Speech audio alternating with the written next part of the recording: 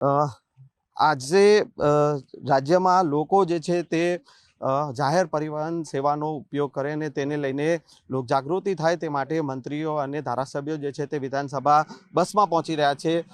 અર્જુનભાઈ આપણી સાથે છે। સાહેબ, આજે પબ્લિક ટ્રાન્સપોર્ટનો લોકો ઉપયોગ કરે અવેરનેસ માટે નવો અભિગમ શું કહે?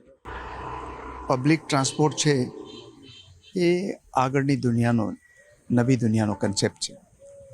લોકોએ પૃથ્વીને જીવવા જેવી રહેવા દેવી હશે તો ઓછામાં ઓછો પ્રાઇવેટ ટ્રાન્સપોર્ટનો ઉપયોગ કરવો, અને એનાથી પર્યાવરણને તો લાભ થાય છે, પણ સલામત સવારી હોય છે અને સમય બચે છે અને ખૂબ કમ્ફર્ટ આપે છે। હું તો 30-35 વર્ષથી પબ્લિક ટ્રાન્સપોર્ટના માધ્યમ રેલવે મારફત સવારી કરું છું, અને એટલો કમ્ફર્ટ જે બીજા કોઈ પણ તમે સારી ગાડી લઈને આવો તો પણ નથી મળતો। એટલે બધાએ પબ્લિક ટ્રાન્સપોર્ટનો જ્યાં સુધી શક્ય હોય ત્યાં સુધી ઉપયોગ કરવો જોઈએ। બસો હવે બધા અલગ અલગ વિધાનસભાઓમાં પણ મુકાવાની છે સર, મુખ્યમંત્રી શ્રી લોકાર્પણ કરવાના। જી, આજે અમારા જે ટ્રાન્સપોર્ટ મિનિસ્ટર ને નાયબ મુખ્યમંત્રી શ્રી હર્ષભાઈ સંઘવીની આ પહેલથી આજે બધા વિભાગ, બધા ધારાસભ્યોના વિસ્તારમાં એક આજે નવી બસ મુકાવાની છે। ખૂબ આનંદની વાત છે। Thank you sir. તો આ હતા મંત્રી અર્જુનભાઈ મોઢવાડિયા, અને જે પ્રકારે પબ્લિક ટ્રાન્સપોર્ટના અવેરનેસ માટે આજે ધારાસભ્યો મંત્રીઓ જે છે કે તેઓ વિધાનસભા બસમાં જવાના છે અને એક નવો અભિગમ જે છે તે અપનાવ્યો છે। લોકો જે છે તે જાહેર પરિવહન સેવાનો વધુને વધુ ઉપયોગ કરે અને જે પ્રકારે લોકોનો જે અવેરનેસ થાય તેને લઈને આજે મંત્રીઓ ધારાસભ્યો જે છે કે તેઓ વિધાનસભા જે અત્યારે ચાલી રહી છે અને વિધાનસભામાં એસટી બસની સવારી કરી અને મંત્રીઓ જે પહોંચવાના છે। સાહેબ આપણી સાથે છે। સાહેબ, શું કહેશો, આ નવો અભિગમ જે છે તે અપનાવવામાં આવ્યો છે, શું કહેશો લોકોની અવેરનેસ? આમ તો આપણે સૌ સમાજ જીવનમાં જોઈએ છે કે અત્યારે એસટીની સવારી સલામત સવારી તરીકે સ્લોગન પ્રજાએ સ્વીકાર્યું છે। એસટીની મુસાફરીમાં બેસનારાઓની સંખ્યા પણ વધી છે, સાથે સાથે સુવિધાઓમાં પણ ખૂબ મોટો વધારો થયો છે।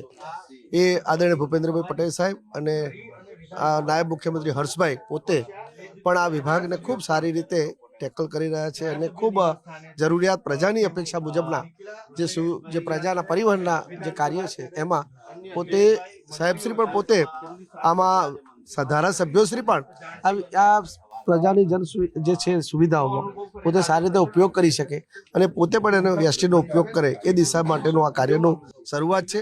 આમ તો અગાઉમાં જ્યારે આ વ્યવસ્થામાં નહોતા ત્યારે પણ અવારનવાર ક્યારેક એસટીમાં જવાનું આવવાનું એ બધો વ્યવહાર અમારો સામાન્ય હતો જ, પરંતુ આજે પણ આ અલગ પ્રકારનું ફિલિંગ થાય છે।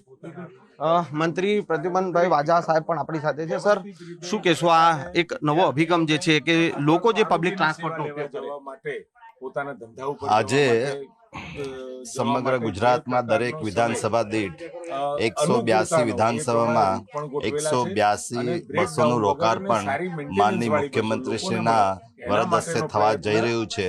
ત્યારે જાહેર પરિવહનને પ્રોત્સાહન મળે, લોકો જાહેર પરિવહનનો ઉપયોગ કરવા માટે જાગૃત થાય, એ માટે સમગ્ર મંત્રીમંડળ, અહીંયા રાજભવન મંત્રીમંડળના બંગલેથી વિધાનસભા સુધી અને ધારાસભ્યશ્રીઓ પોતાના નિવાસસ્થાનેથી આજે એક પ્રતિકાત્મક રૂપે એક સંદેશ આપવા માટે આજે આ જાહેર પરિવહન બસમાં મુસાફરી કરવા જઈ રહ્યા છે।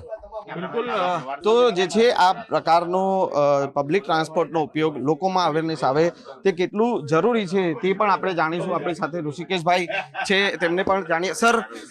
સર, જે પ્રકારે પબ્લિક ટ્રાન્સપોર્ટ માટે જે મંત્રીશ્રીઓ પણ જઈ રહ્યા છે બસમાં, શું કહેશું?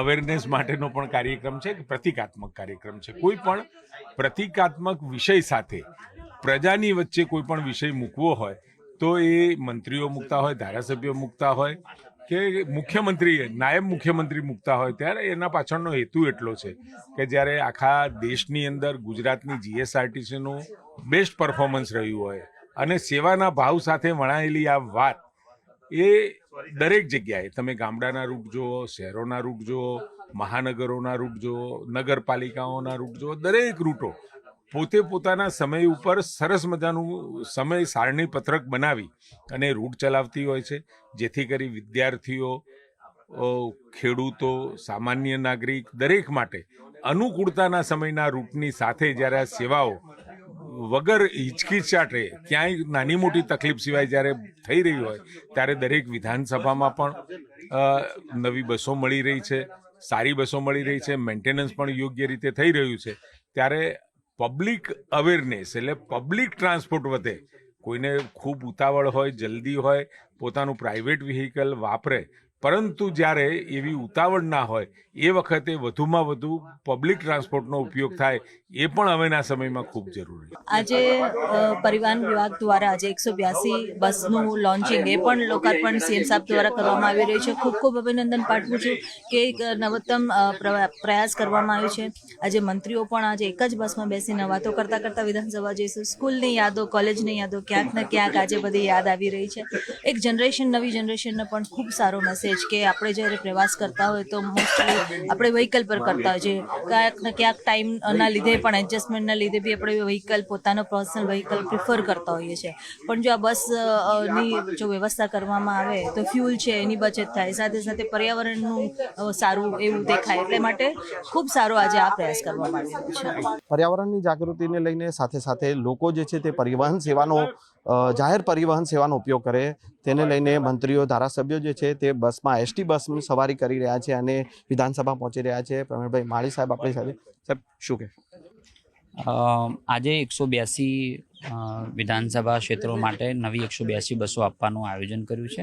એના ભાગરૂપે આજે તમામ ધારાસભ્યશ્રીઓ, મંત્રીશ્રીઓ પોતે નિવાસ સ્થાનેથી બેસીને વિધાનસભા જઈ રહ્યા છે. કેટલું જરૂરી છે જે પ્રકારે ફ્યુઅલના પ્રશ્નો થઈ રહ્યા છે, પેટ્રોલ ડીઝલના? ના, એ આ માત્ર અત્યારે પોતાના વિસ્તારમાં કનેક્ટિવિટી વધારવા માટે કરીને નવી બસો જે આપ જોઈ રહ્યા છો ગુર્જર નગરી, એની કમ્ફર્ટ ઝોન લેવલ જોઈએ, બીજું ત્રીજું એની વ્યવસ્થા, ઓનલાઈન બુકિંગ, એ દ્રષ્ટિએથી આજે માત્ર લોકાર્પણનો કાર્યક્રમ છે જેની વિસ્તારમાં કનેક્ટિવિટી વધે તે માટેનો કાર્યક્રમ છે.